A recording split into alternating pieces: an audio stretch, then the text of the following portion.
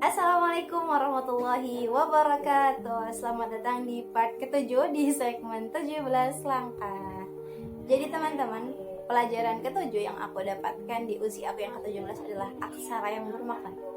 Jadi dari kesepian aku menemukan secerca harapan. Jadi teman-teman, kalau teman-teman udah menyaksikan video aku yang sebelumnya, ya aku lulusan corona waktu SD gitu kan, angkatan corona tahun 2020.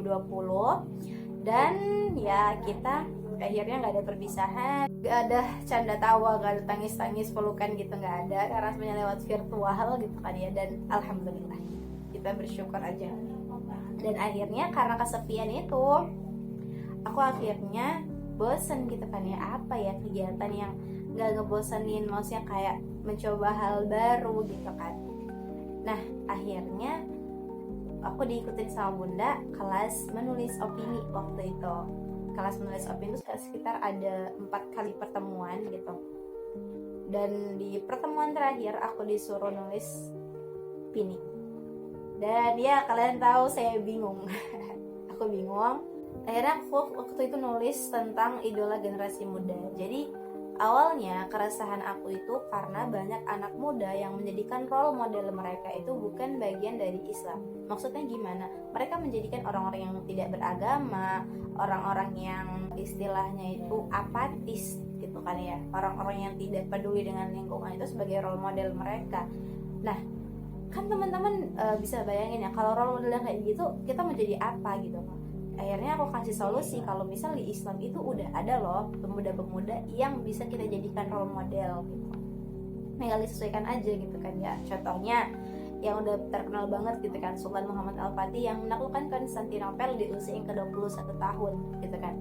Itu kan usia yang kalau sekarang tuh sekitar kuliahan kali ya, usia kuliah. Itu udah naklukkan Konstantinopel guys, keren banget gitu kan ya. Terus kemudian ada Usama bin Zaid di masanya Rasulullah di usia yang ke-17 tahun gitu kan, seaku berarti beliau udah jadi panglima perang. Keren banget, usia SMA berarti udah jadi panglima perang.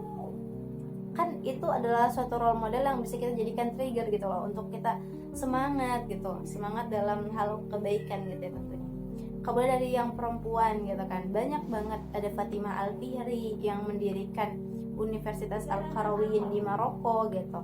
Kemudian ada Lubna of Cordoba gitu kan, seorang ahli matematika, pustakawan dari Cordoba yang keren banget gitu.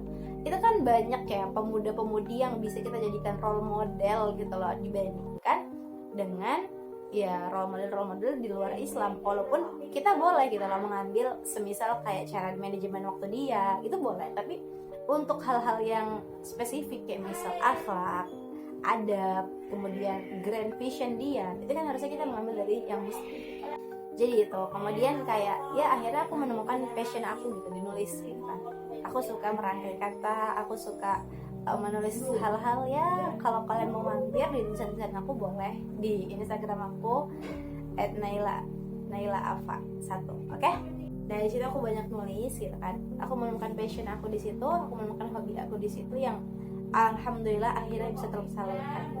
Ya mungkin itu salah satu hikmah dari corona gitu kan ya. Aku bisa untuk belajar nulis, aku bisa mengeksplor hobi aku gitu kan, aku bisa mengeksplor banyak hal gitu kan, dengan hal-hal yang baru dan menantang.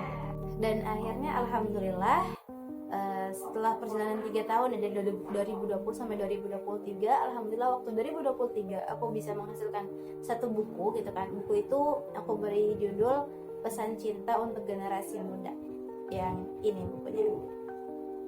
Nah itu isinya sebenarnya antologi opini aku dari tahun 2020 sampai 2023. Itu ada sekitar 40 opini gitu ya, dengan bahasa anak muda lah ya, dengan bahasa masih ada yang gak bakunya gitu, karena aku susah kalau ilmiah.